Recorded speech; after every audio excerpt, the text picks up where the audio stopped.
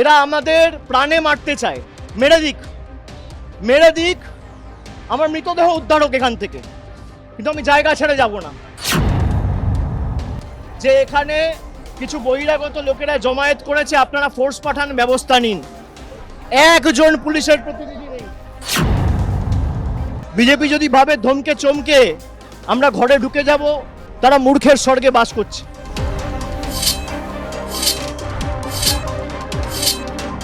আর বাংলার বর্তমান মুখ্যমন্ত্রীকে নির্লজ্জ দোকান কাটার মতো হাত বার করে টিভির পর্দায় 5 লক্ষ টাকা ঘুষ নিতে দেখা গেছে।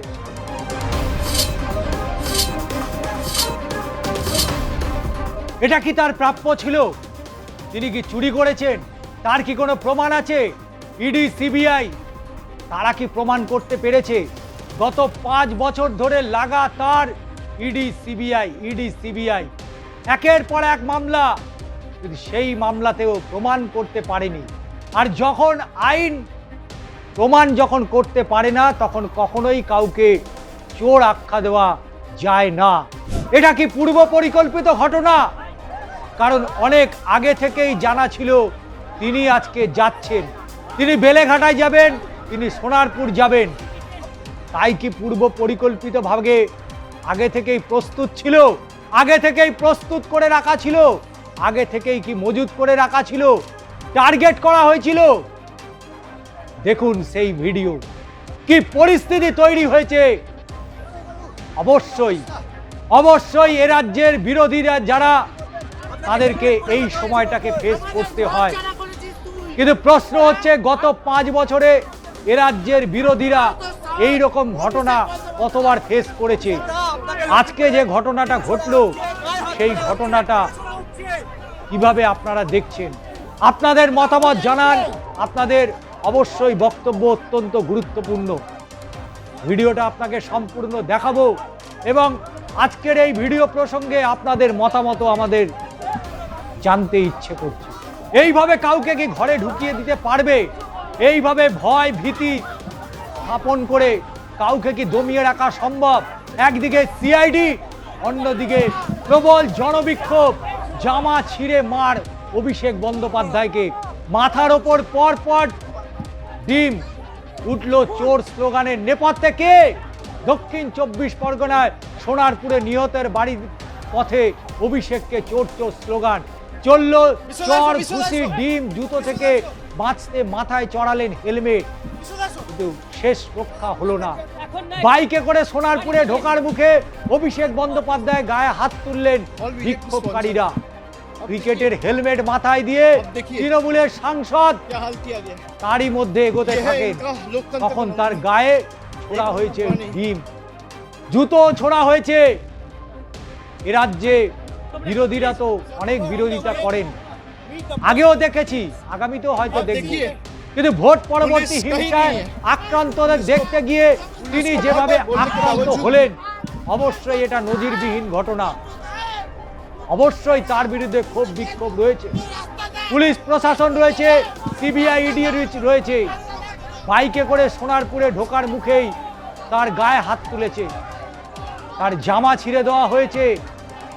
অবশেষে নিরাপত্তা রক্ষীরা না থাকায় সংবাদ মাধ্যমের প্রতিনিধিরা এক প্রকার তাকে সেভ করার চেষ্টা করেছে, কারণ পরিস্থিতি একেবারে বিশৃঙ্খল তৈরি হয়েছিল। সোনারপুরের কামরাবাদের ঘটনা, কামরাবাদ মৃত এক দলীয় কর্মীর বাড়িতে আসবেন বলে আগে থেকেই ঘোষণা করেছিলেন অভিষেক। দুপুরে তিনি বেলেঘাটায় গিয়েছিলেন, তারপরে সেই মতো এদিন 4:30 নাগাদ কামরাবাদে পৌঁছায় অভিষেক। তাকে আটকানোর জন্য আগে থেকেই প্রস্তুত ছিলেন বিজেপির নেতা কর্মীরা। অনেকেই বলবেন এটা কোনো রাজনৈতিক দলের নয়, সাধারণ মানুষ, কিন্তু ঘটনা তা নয়। মহিলাদেরকে আগে রাখা হয়েছিল, তাদের হাতে ছিল কাঁচা ডিম। গাড়ি রেখে অভিষেক বাইকে করে এলাকায় ঢোকেন।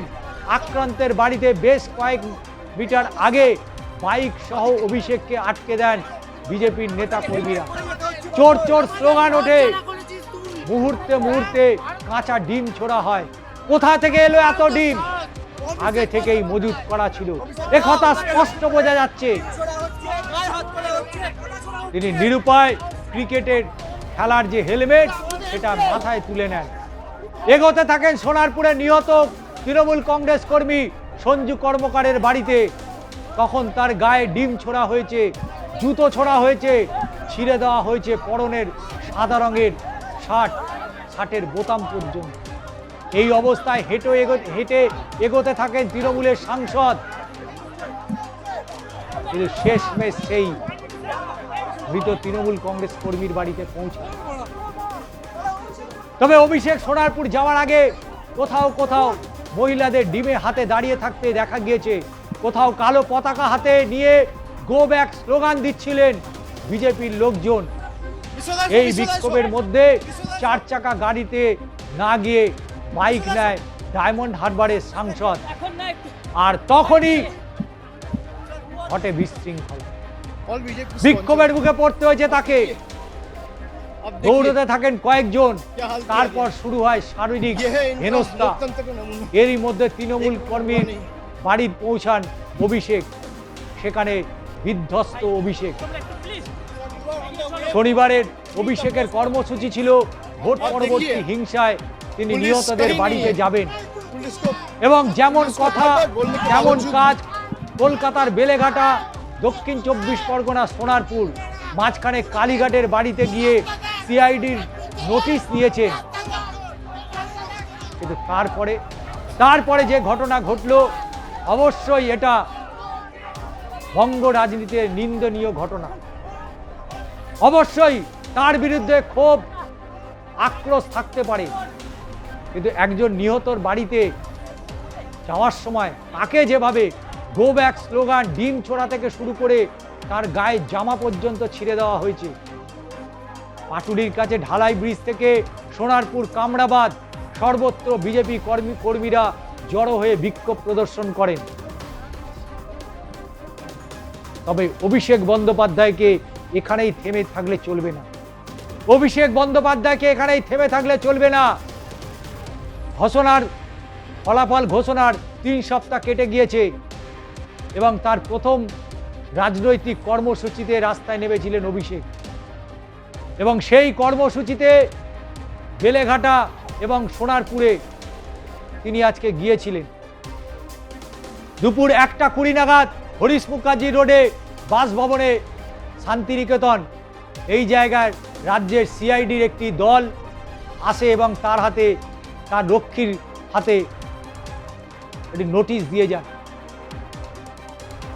সাধারণ মানুষ তো দুদিকে দাঁড়িয়ে, সাধারণ মানুষ অভিবাদন জানাচ্ছে, সৌজন্য বিনিময় করছে, নমস্কার করছে, হাত নাড়ছে। আর বিজেপির কজন গুন্ডা আমাদের দলের দীর্ঘদিনের সহকর্মী, সোশ্যাল মিডিয়ার অ্যাক্টিভ কর্মী, ওর বাড়িতে আমি এসেছি বাবার সাথে দেখা করতে, পরিবারের লোকেদের সাথে দেখা করতে। আমি দেখা করতে পারবো না, বহিরাগতদের পারমিশন নিয়ে আসতে হবে। এই বাংলার গণতন্ত্রের নমুনা, জামা প্যান্ট কাপড় জামা, মহিলাদের জামা কাপড় ছিঁড়ে দেওয়া হয়েছে।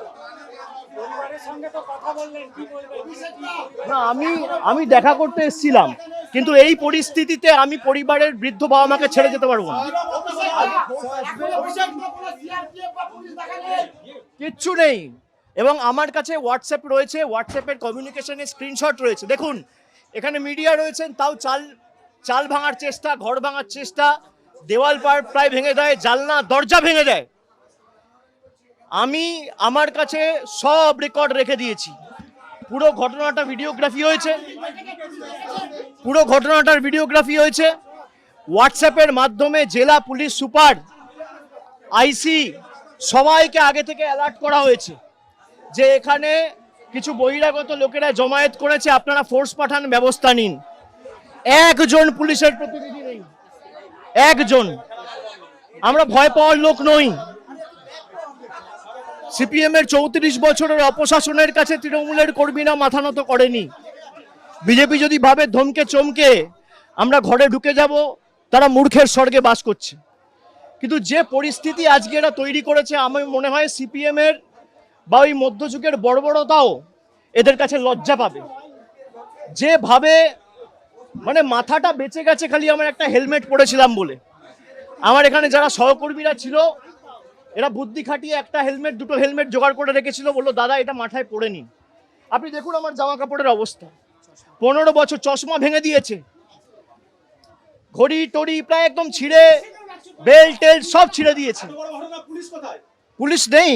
আমি সংবাদ মাধ্যমের প্রতিনিধিদের বলবো যে এই প্রশ্নগুলোই আপনাদের তোলা উচিত। আমি এখন যেভাবে এসছি আমি একইভাবে বেরিয়ে যেতে পারি, কিন্তু আমি হয়তো বেরিয়ে গেলাম, এই যে সঞ্জুর বৃদ্ধ বাবা মা তার উপর তো চড়াও হবে এই ছেলেগুলো, এই বখাটে ছেলেগুলো যাদের পেটে ঘুষি মারলে কখ কখ বেরোবে না।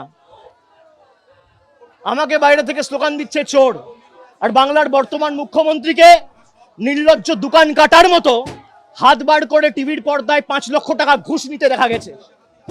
বাংলার কোনো মুখ্যমন্ত্রীকে টিভির পর্দায় আজ পর্যন্ত স্বাধীনতার পর এইভাবে নির্লজ্জভাবে কেউ টাকা নিতে দেখেনি।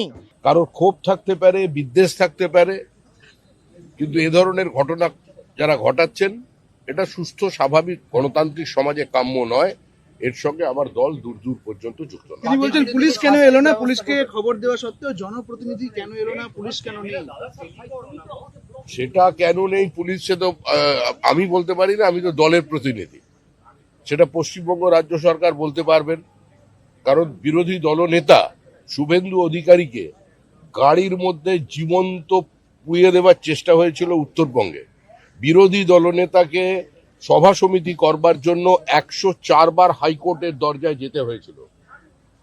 যা অত্যাচার তৃণমূল কংগ্রেস করেছে আমাদের কর্মীদের সঙ্গে, আমাদের মহিলাদের সঙ্গে, আমরা সংযত আছে বলে ছিলাম বলেই আজকে তৃণমূল কংগ্রেস অক্ষত আছে।